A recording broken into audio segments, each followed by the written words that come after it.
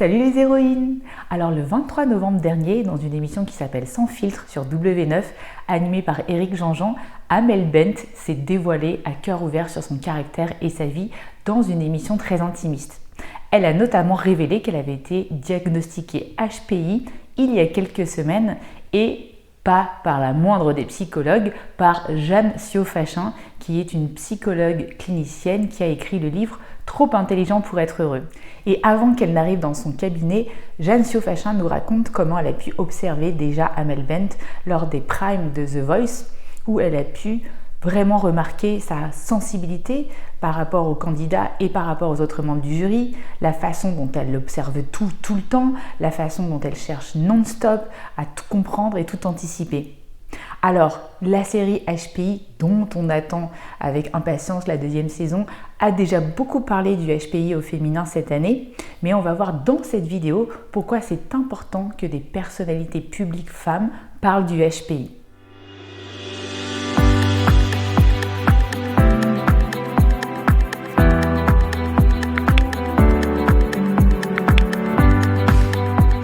Pour ceux qui ne me connaissent pas, je m'appelle Sandrine Larive, je suis coach et hypnothérapeute et j'accompagne notamment les femmes à haut potentiel, hypersensibles et multipotentielles à révéler leur pleine puissance.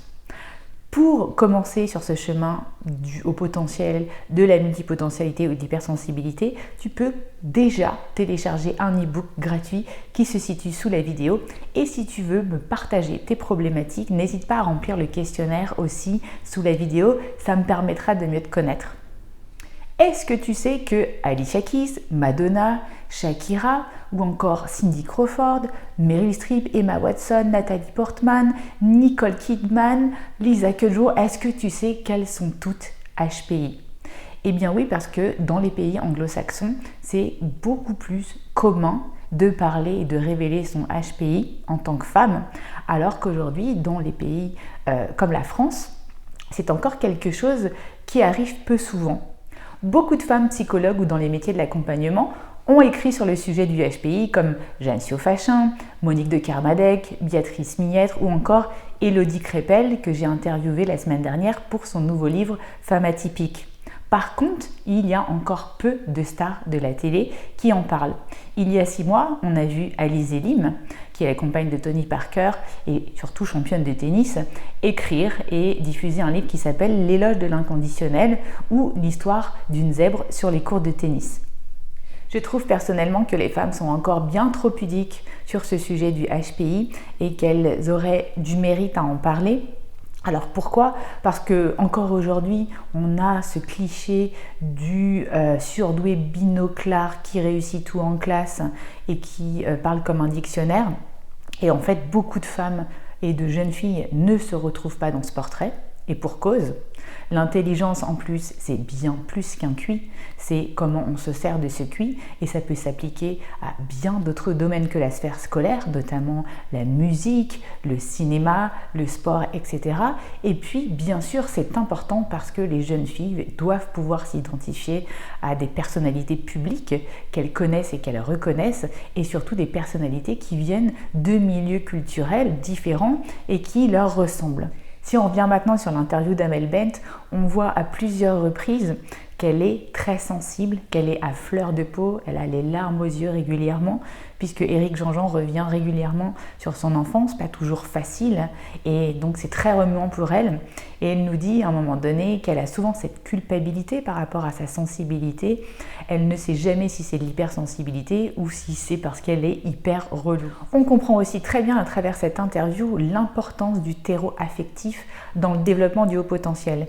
Amel Bent, elle vient d'un milieu hyper modeste et elle a eu des moments difficiles dans sa jeunesse puisque ses parents ont divorcé alors qu'elle n'avait que 3 ans et elle a vraiment eu une mère courage, comme elle l'appelle, qui lui a permis honnêtement de se développer, d'être une femme indépendante.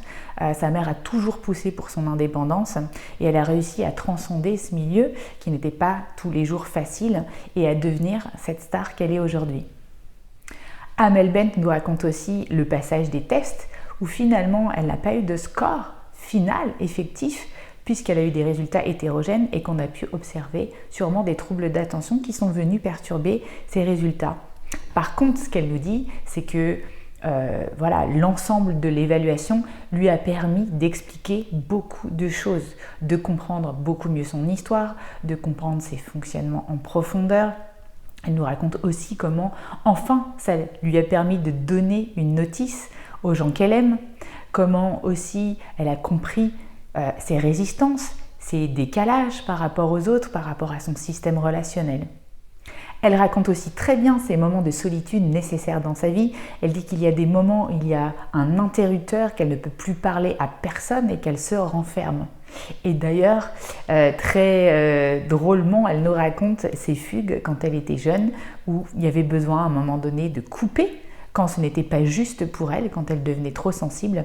Et elle a même fait sa première fugue à l'âge de 3 ans, où elle se retrouvait, malgré l'attention de sa maman, devant son école maternelle, alors que tout le monde la cherchait. Autre moment poignant de l'interview, elle révèle son syndrome de l'impostrice en avouant à Éric Jean-Jean que ça fait 18 ans qu'elle chante et que tous les jours, elle se demande encore si c'est possible, que ce truc-là, elle ne l'a pas réglé et que ça fait partie d'elle. Eh bien, c'est typique aussi de la douance au féminin, ce doute permanent qui se traduisait quand elle était jeune par des troubles anxieux qu'elle explique aujourd'hui, du coup, beaucoup mieux. C'est cette espèce de crash qui intervient souvent chez les jeunes filles HPI au niveau de l'adolescence qui fait qu'elles vont consulter des psychothérapeutes qui soignent ce qu'ils interprètent uniquement comme des troubles dépressifs alors qu'ils oublient d'aller chercher du côté de leur QI. Et, encore une fois, ces jeunes filles passent sous les radars. Si comme Amel Ben, tu te poses aussi la question de comprendre tes fonctionnements différents, pourquoi tu ressens un espèce de décalage depuis toujours par rapport aux autres, alors n'hésite pas à regarder ma vidéo sur la détection tardive du haut potentiel féminin. Tu vas en comprendre un petit peu plus sur les enjeux. Et puis, n'hésite pas à liker cette vidéo avec un petit pouce si tu l'as aimé. Ça va aider cette vidéo à se répandre sur la toile. Et je vous dis bye bye, ciao les héroïnes!